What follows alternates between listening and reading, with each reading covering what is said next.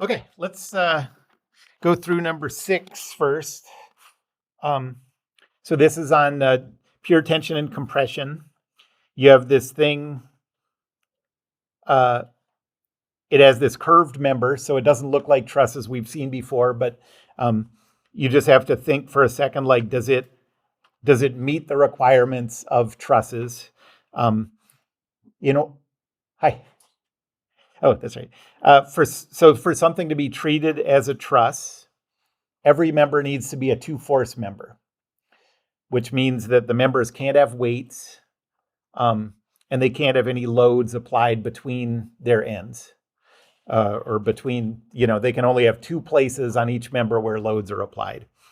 And this meets both of those requirements. So we're going to treat this as a truss. So I'm going to call that member 1 and this member 2. And the joints, I'll call this A, B, and C.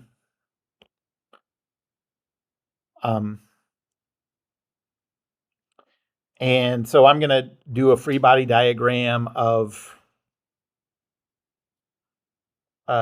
joint B.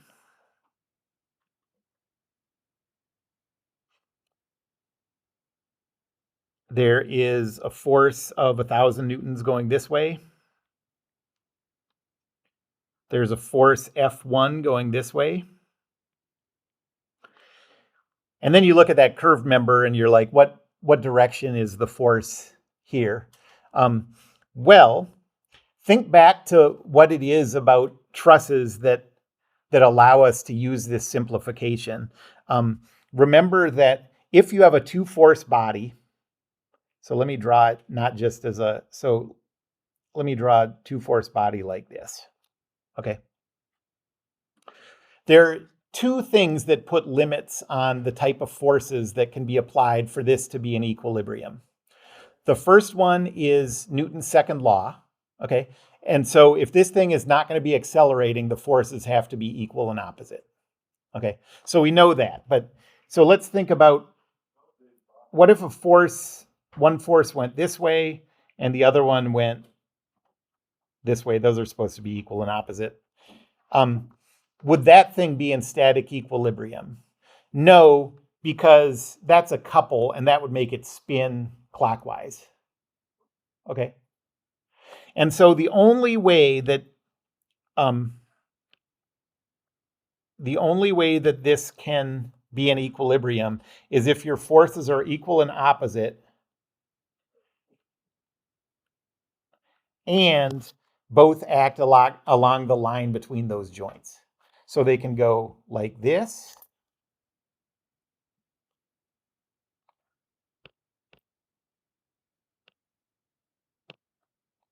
or they can go like this.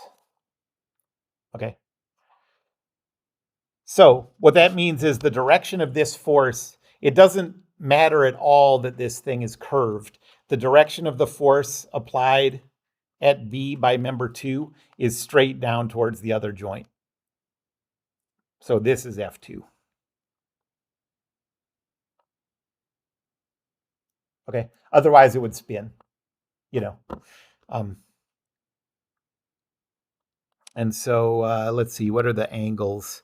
30 degrees. So Newton's second law here says negative 0.866 F1. That's the negative cosine of 30 degrees. Negative 0.5 F1. That's the negative sine of 30 degrees. Plus 0, negative F2. Plus 1,000, 0 is equal to zeros. Yeah. How do you find F1 angle? It's given. It says it is at an angle 30 degrees above the horizontal. So then the way we could use that is, so we're trying to figure out the angle of this vector going away from pin B, right? Since it's 30 degrees off of horizontal, it would just be 180 plus 30. Yeah, so let's think of it as like, so here's our, and so we're told that this angle is 30 degrees like this. So this angle is 30. We want the opposite of that. So you can think of this angle as 180.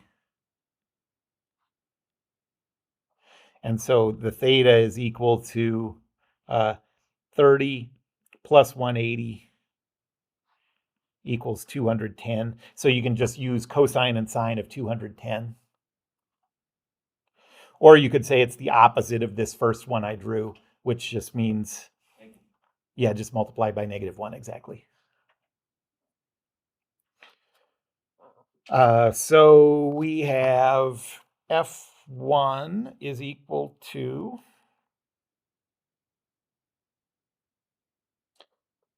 so F1 is equal to 1154.73. And F2 is -1/2 of that. So -577.37. We don't need to draw any other values? No, not in this case. And the way you can see that is you have the only things. So when you do all the joints, you need to include reaction loads in there. So like if we did it for A, we would have an unknown force vector R1 or something, RA. And we did it for C, we'd have an unknown RC. But we don't care about those. All we really want are the Fs for the different members. And so notice that if you isolate B, you have F1 in it, you have F2 in it, you don't have any other variables, so you have two variables, and you have two equations from Newton's second law. So you have everything you need to just do it in this. This is kind of like the simplest possible truss. You have a way to solve it with just one joint. Yeah, the way I saw it when I first started the problem was that there were 2 members and 3 joints, so I figured it would be easier to do the original method, non-truss method. But since I was accounting for all the loads, including the reactionary ones, which Yeah, right. weren't necessary. We don't need them, exactly. So The truss system would just be the simpler method. yeah, just right, exactly. Start.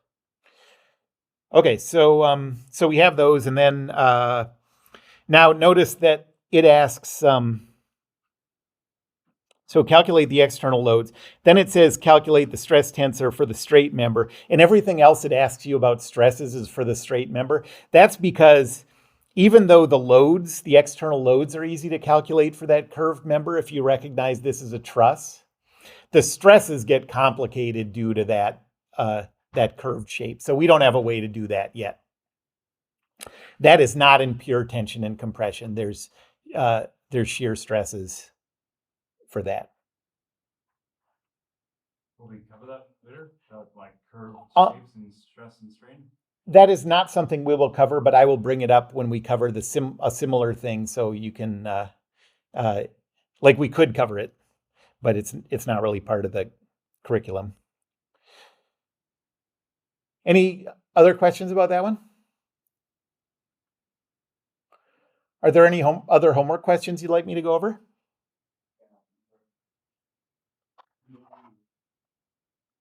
One? Yeah, I had a question about that too. Was it about the strain? On this set or in the pressure vessels? Oh, yeah. This one? Oh, no, not this one. The other. The pressure vessels, like 60, the same assignment as 6.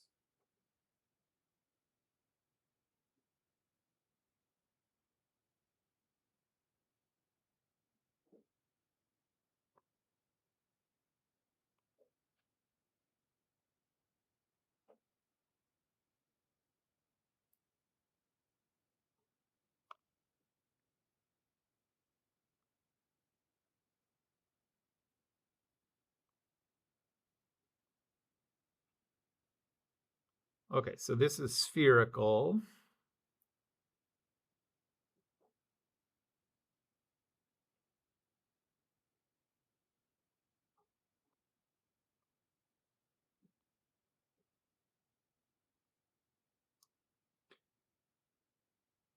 And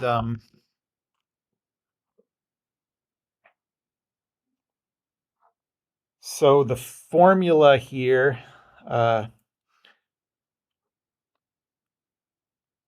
we have a spherical one.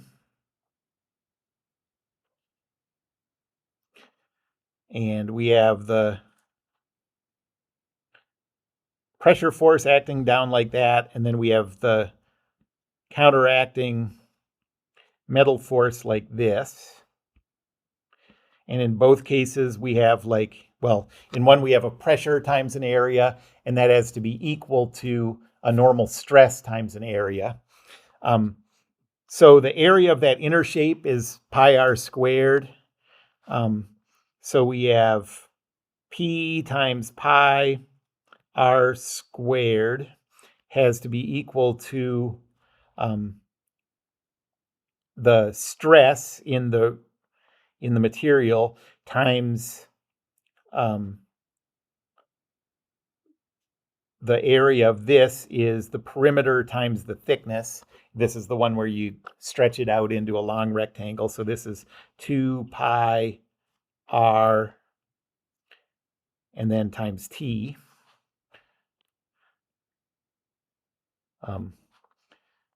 And cancel the pi's.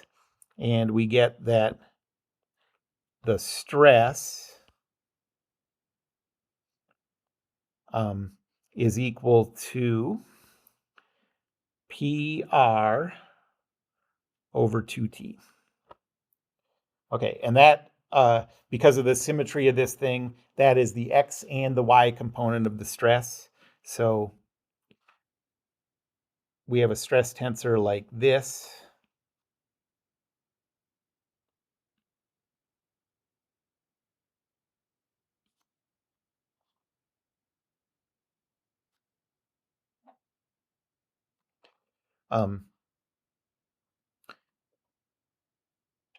We have an inner pressure and an outer pressure. The pressure that we care about is P inner minus P outer.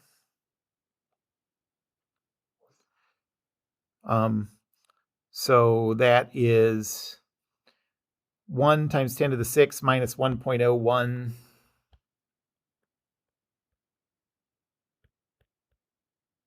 times 10 to the 5th.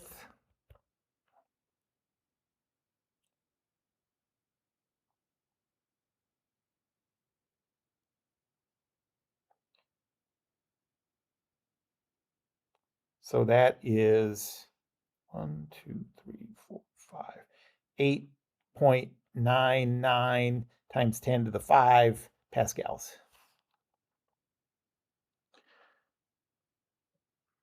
The radius is 0.1. The wall thickness is 0.002.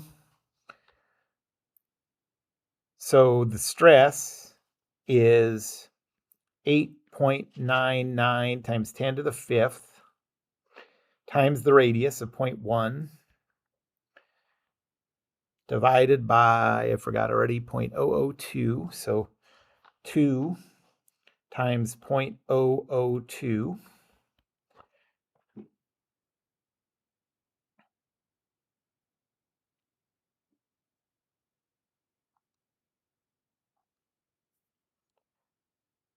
That's 2.2475 times 10 to the 7th. That's a lot.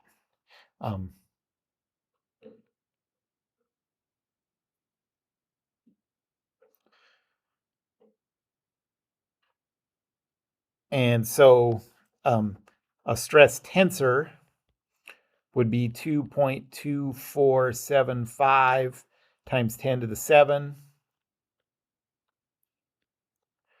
2.2475 times 10 to the 7.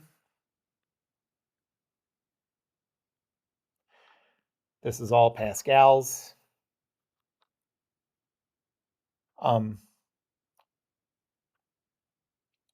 if we just wanted to know the maximum shear stress, this would be 2.2475 times 10 to the 7 minus the minimum normal stress, which is 0, divided by 2. So that's 1.2375 times 10 to the 7. And now if we want a stress tensor that has that maximum value of shear stress, we want to do a rotation of the coordinate system around the axis of the middle principal stress. Well, what we have, our principal stresses are 2.2475 times 10 to the 7th, and then the same thing again, and then a 0. So we could do this rotation about either of these two, the x or the y axis, because take your pick. Either one of those could be the middle, and so let's do it about, well, let's see if, I think I might have x programmed in here. Like the middle numerical value? Or what is the middle? The middle, yes. So if you have a negative, It would be like, I mean, just order them according to like what's the farthest right on the number line. Okay, so in this case, we have two that are at positive 2.475 times 10 to the 7th, and then one at 0. So either of those two positive ones is the middle. So we could rotate the coordinate system 45 degrees about the x or y axis. I guess I'll do x.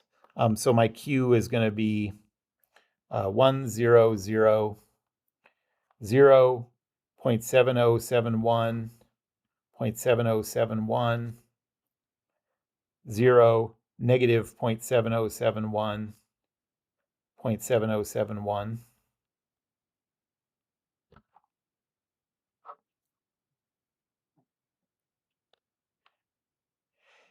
Times this.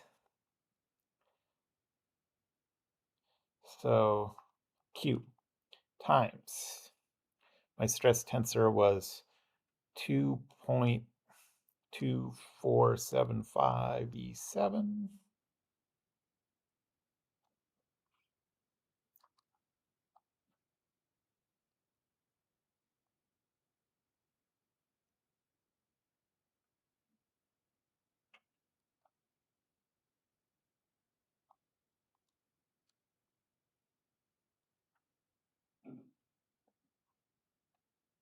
And I get 0, 1.12373 E7, 0,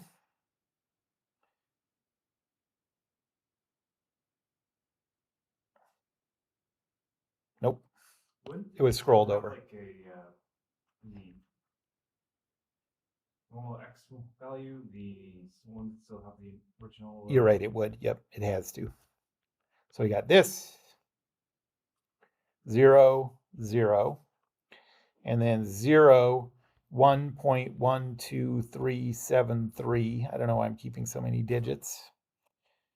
And then negative 1.12373 times 10 to the 7. And then 0, negative 1.12373 times 10 to the 7.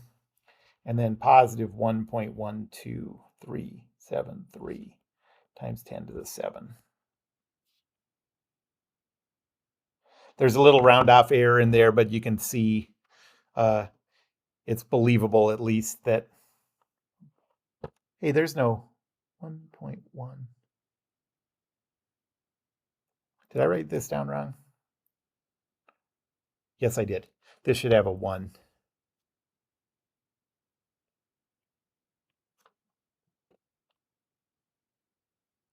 So yeah, they match.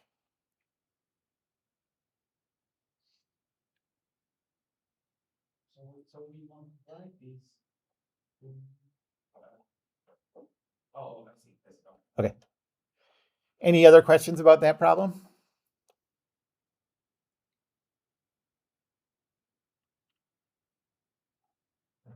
The part I had a problem with was in part C, and you already answered that earlier in class where it was just Oh yeah, Poisson's ratio and yeah. So for steel, use so it's always right around 200 times 10 to the ninth pascals, and the Poisson's ratio is always right around 0.3. Any other homework questions anyone would like to see? Yeah.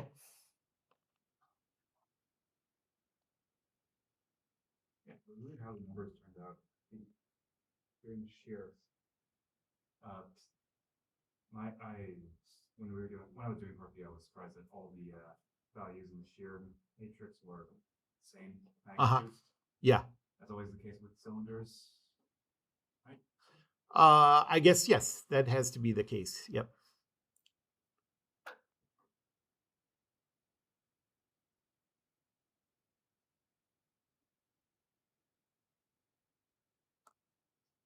Okay, so this one's a cylinder.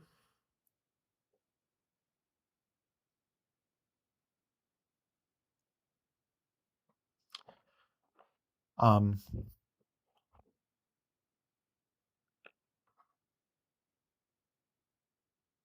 and so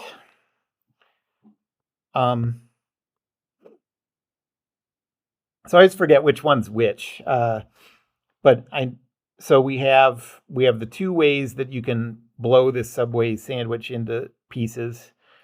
The first way is you can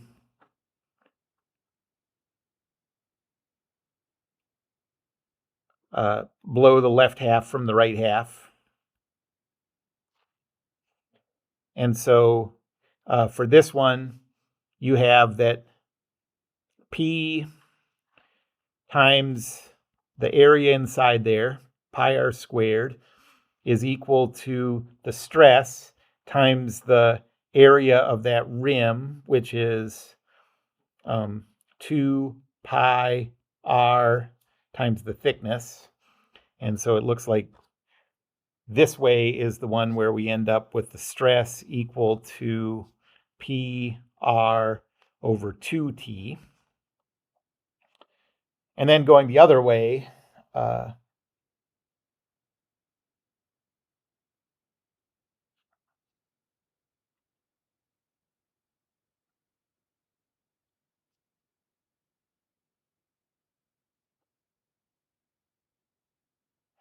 so this is the one where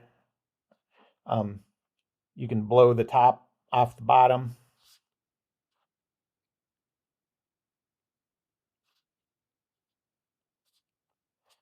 And I guess I don't have to do this derivation because I know that the other one is just PR over 2. Over T, I mean. Ah.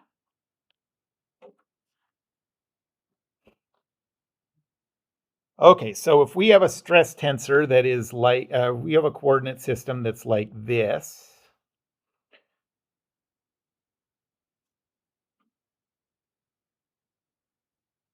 X-axis, Y-axis. Then our stress tensor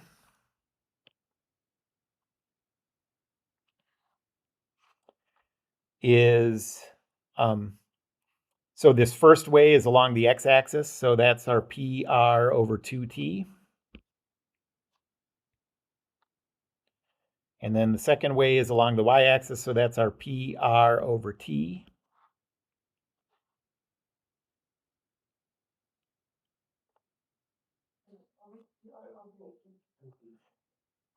For this one, I think it's just over t, isn't it? This is the one that has the two different ones.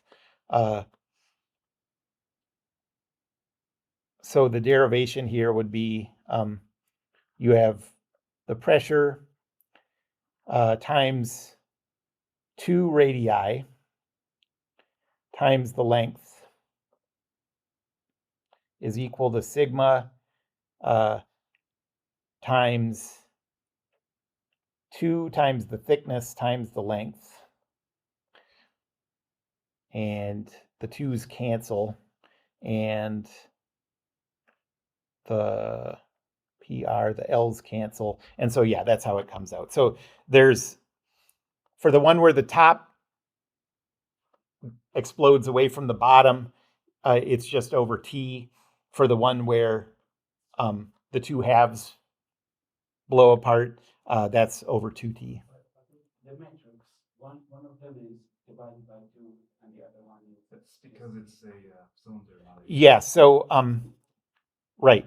So what we did here, if you look at what the coordinate system is, over here we came up with the stress, the normal stress along the x-axis. And over here we came up with the normal stress along the y-axis. Okay, so the bigger stress is the 2 halves of the sandwich. The smaller stress is the top and bottom of the sandwich. And okay, so we're given a radius of, it's all the same stuff, except the pressure is different. So sigma xx is 1.0 times 10 to the 6, was it? Oh, no, it's exactly the same. So this is 1.0 times 10 to the 6 minus 1.01 times 10 to the 5th, which is 8.99 times 10 to the 5th.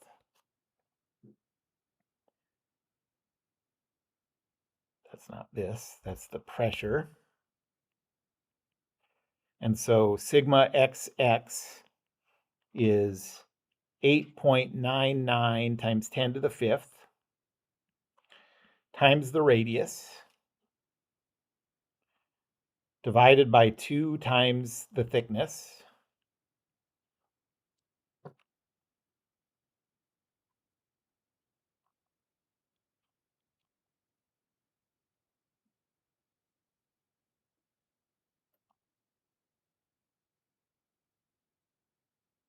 And so this one is, well, it's what we got before, 2.2475 times 10 to the 7.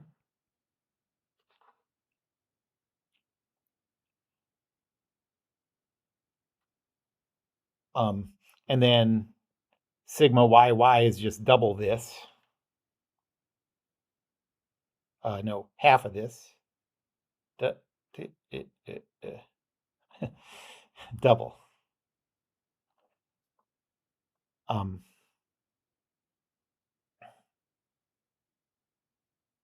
So that is 4.495 times 10 to the 7 pascals.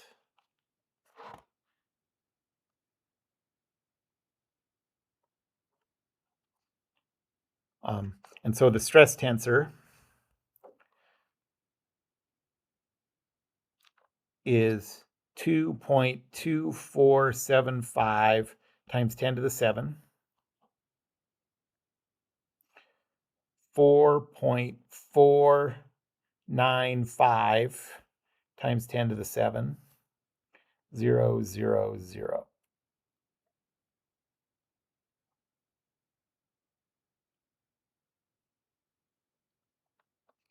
And so tau max is 4.495 times 10 to the 7 minus 2.2475 times 10 to the 7 divided by 2. And you get the same thing we got up here.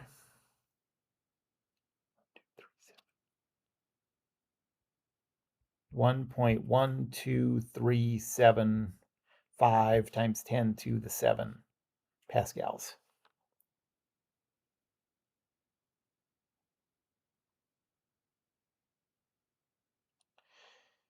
And now if you want the stress tensor that that shows that maximum shear stress value, you have to rotate the coordinate system about the coordinate axis of the middle eigenvalue. This one does have a middle eigenvalue. You don't have two choices. So which one is the middle value here? X. Yep. So we have to rotate. So our Q is going to be, I got lucky. It's the same one I used just a second ago, so I can reuse it. It's going to be this.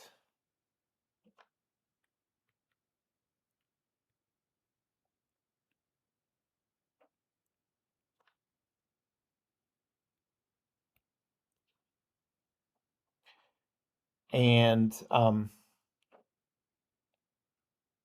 my stress tensor that has a max shear in it is going to be Q times the old stress tensor times Q transpose.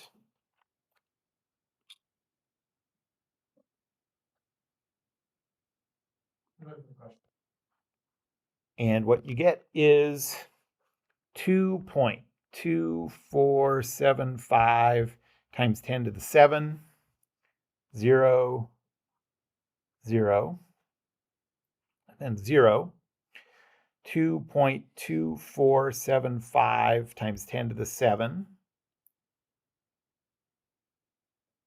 negative 2.2475 times 10 to the 7, then 0, negative 2.2475 times 10 to the 7, and positive 2.2475 times 10 to the 7.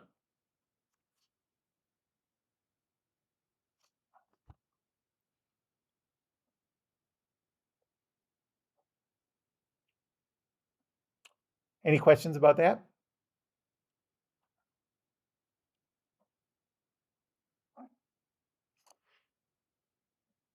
And then the strain. So again, all you're going to do is, well, what's the strain associated with the stress tensor from part B? So all you do is come up with your compliance matrix based on a Young's modulus of 200 times 10 to the 9 and a Poisson's ratio of 0.3. And then you just multiply it by the Voigt form of this tensor we just got. I don't know if I might have compliance matrix in here. Let's see. And so I get a stress tensor of, a strain, a Voigt strain of 4.495 times 10 to the minus 5, 1.91 times 10 to the minus 4,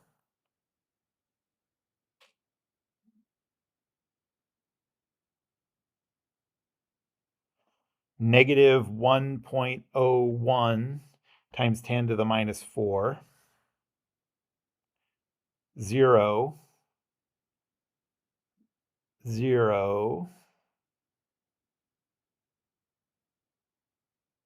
Oh, because this is the one for the original. That's not what it asked you for.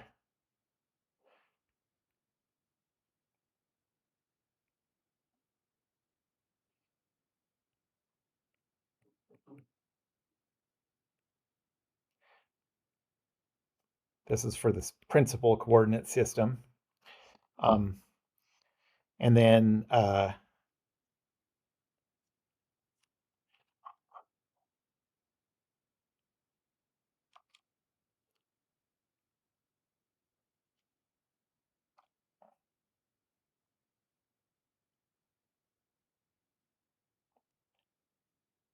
what it asked you for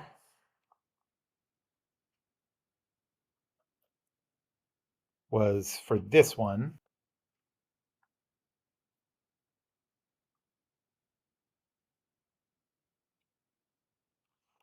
I got 4.495 times 10 to the minus 5. 4.495 times 10 to the minus 5. 4.495 times 10 to the minus 5.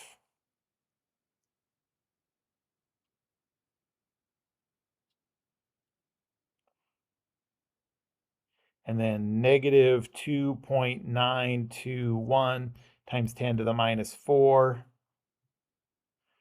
0, 0.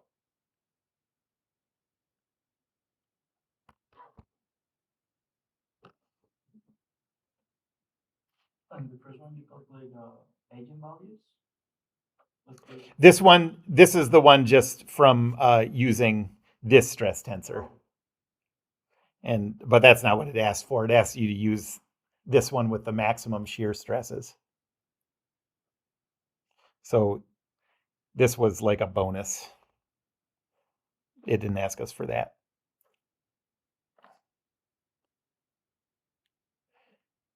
Any other questions about this? Any other homework questions?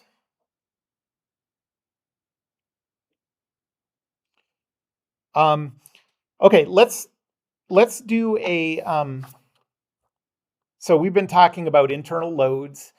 I want to give you an example and give you a little time to work through just a simple example of internal loads. We still haven't done multiple cuts, and we still haven't done distributed loads. But this is just a chance to try to make sense out of this stuff for the people who've seen this before, to, refresh your memory. Feel free to talk to each other about it. Feel free to ask me questions. And I'll just give you a couple minutes to work on this. So let's say you have a beam that's a cantilever like this. And let's say we have a 200 Newton force acting up, a 400 Newton force acting to the left, and a 50 Newton meter couple acting this way. And we want to calculate the internal loads as a function of x.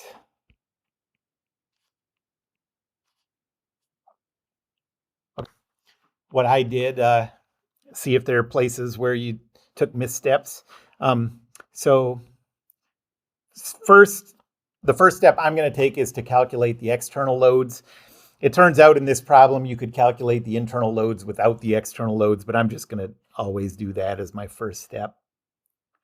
So I'll isolate the whole thing. It's a fixed joint over here. So there's going to be reaction in that moment. Yep, a force vector like this. And then there's going to be a couple like this. I'll call that MR. And then there's one more thing that's going to happen because of that torque on the left. There's also going to be a couple component like this, and I'll call that reaction torque. And then there's the stuff over here, the 200, the 400, and the 50.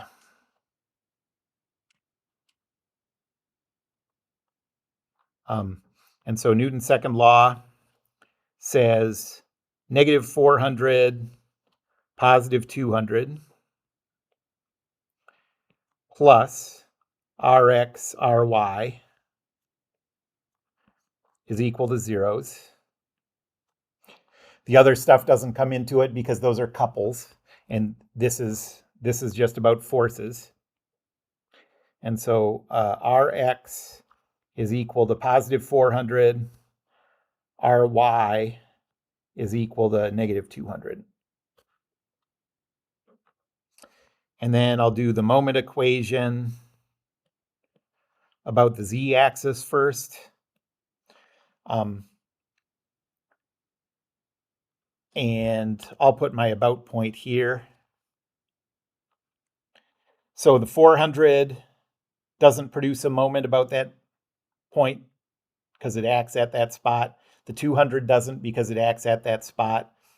The 50 Newton meters does produce a couple no matter what the about point is, but this is in the x direction, not the z direction, so that doesn't show up. So all we have left are, I need to give a length. Did anybody get around to choosing a length for this? I just wrote X. X. Okay. Oh, you just went straight to internal loads. Let's call this 2 meters.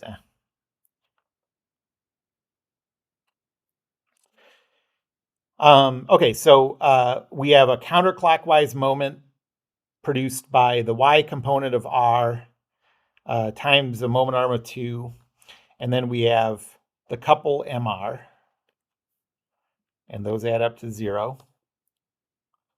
The Rx doesn't produce a couple because its line of action goes right through the point.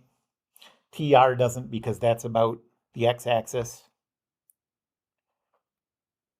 And so MR is equal to negative 2RY, which is positive 400.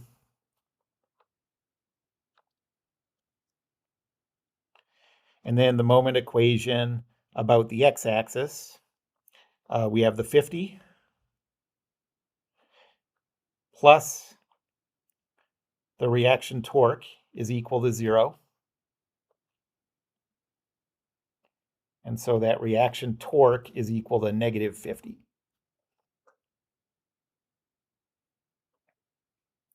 The 200 doesn't have a moment because it's in the about point?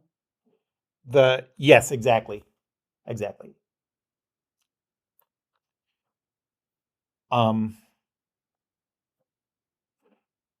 And now we have to do the cut.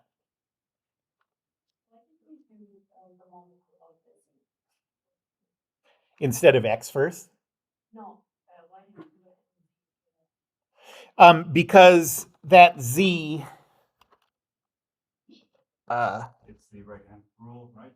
Right. So the x-axis is this way, y-axis is this way, z-axis is out.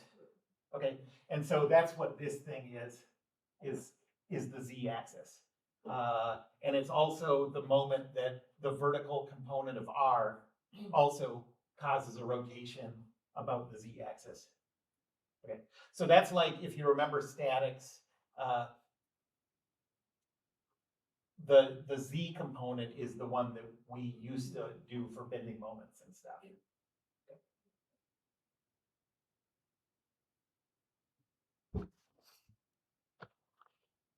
Okay, so now we have those external loads. But when we go to the cuts, we're going to see to our horror that those don't even come into it, and we wasted all that time. That's okay.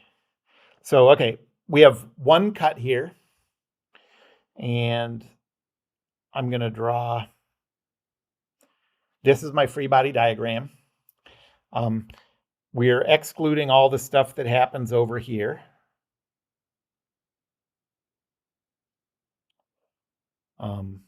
And these are all the external loads that we calculated. So this, those are all there, but they don't show up on our isolated body. What does show up is the stuff on the left. So we have an upward force of 200, a force this way of 400, and a couple this way of 50. And then we have our internal loads, which we're going to write as an internal tension T, an internal shear force V, an internal bending moment M, and then a fancy T, which is the internal torque. So there is what was the torque? Even if we isolate the piece, we're gonna have. If there's no external torques on it about the x-axis, then you can leave that off. Oh, like, because it'll just be 0. But it's because of this 50 that we know we have to put this in here. all right. So if we wouldn't have the BT, we don't have the. Right. Yep. And so that's why, like, it wasn't like we were leaving off important information when we did it in statics. We just never had problems that had external torques. Mm. Okay, so Newton's second law says negative 400, positive 200,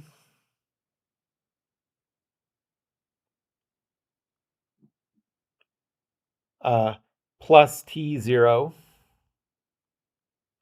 plus 0 negative V is equal to zeros.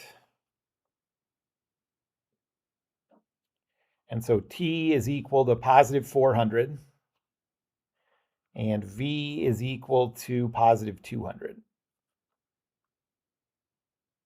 And then the moment about the Z-axis, for the cuts, I always put my about point at the left end. It makes the math easier. There's no rule saying you have to. You'd get the same answer if you put it somewhere else, but this simplifies the math. And so the 400 and the 200 don't produce moments about that point. The M does. That's a couple. And the V produces a clockwise moment. And this distance is X.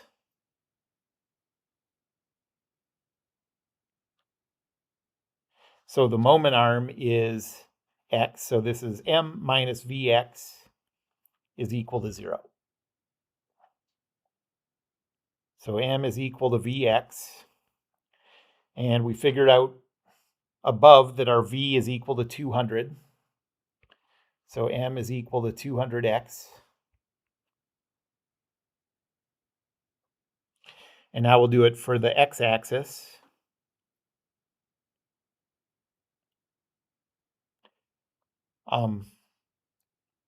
And so all we care about now are the couples about the x-axis. That's the 50 and the fancy t.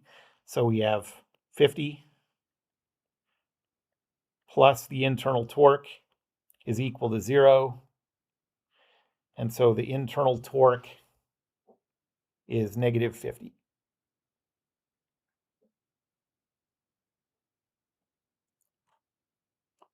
Okay, so now what we're getting into after we're done going through internal loads is what values would we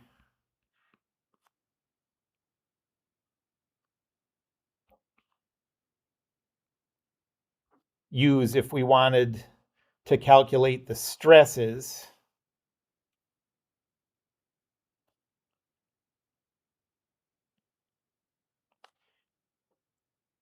somewhere on the cross section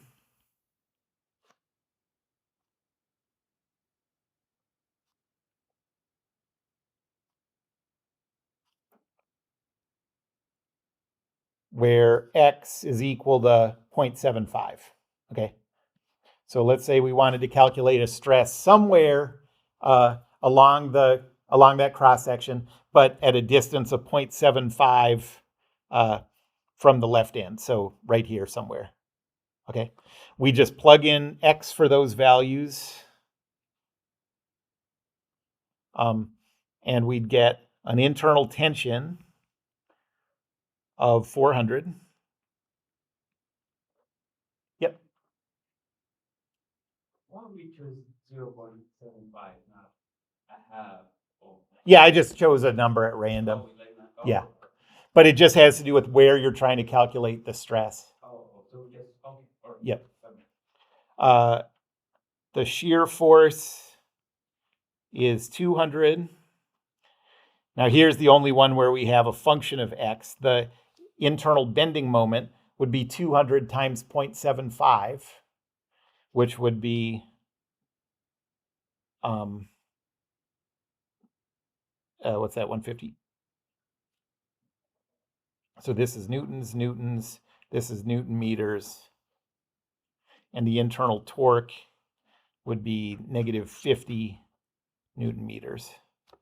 Okay, so the next step after we're done with all the internal loads is we're going to use the values that we get from internal loads to calculate stresses at individual points. Okay. let's just stop there. Before we Yeah. start, so we said the moment is 150. Yep. So we have this function for the internal moment, bending moment here, and I just plugged 0.75 in for x. In this example, all the values except moment remain constant. Constant, yeah. So is there potentially examples where it's all non-constant? Yes, but in order for that to happen, we need distributed loads. So there's two things that we're going to do still with internal loads. We have to deal with more than one cut, and then we have to deal with distributed loads. If you scroll a little bit to the free body diagram, when you choose the about point, Yeah. you said you choose it to make the math easier. Yeah. Why is that? Why does it make it easier?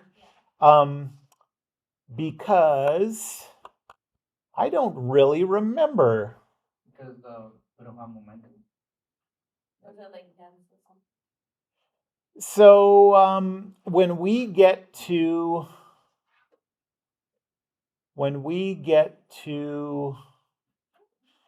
oh, I know why, because because otherwise the moment arm that we use in calculating the moments is different than that. So the way, if you put it all the way at the left, then your moment arm is always the same x that you want to use as your variable. If we had chosen to put our about point in the middle, say, that would be like the worst decision, but say we'd chosen that, then we'd have a moment arm of x over 2 here, a moment arm of x over 2 here. We just want to keep a nice simple relationship between our moments and our variable. That's why I do it. But if we choose like the other side of the beat. Yeah. Well, I mean, I would say it would only take 5 minutes or something to try a problem, and you know what I mean? I think you can learn a lot from just like trying it and saying like, oh, here's where it, I mean, I remember doing that, but I don't remember it clearly enough to say why, but I remember like, oh, it gets messier this way. So if you always just keep it at the left, it just keeps the math from getting messy. But yeah, try it. You're on spring break, so you got time. Thank you. Any other questions? Sure. Okay, that's all. So see you in a week and what? A week and 5 days. 12 days. 12 beautiful days in sunny Acapulco. Do we have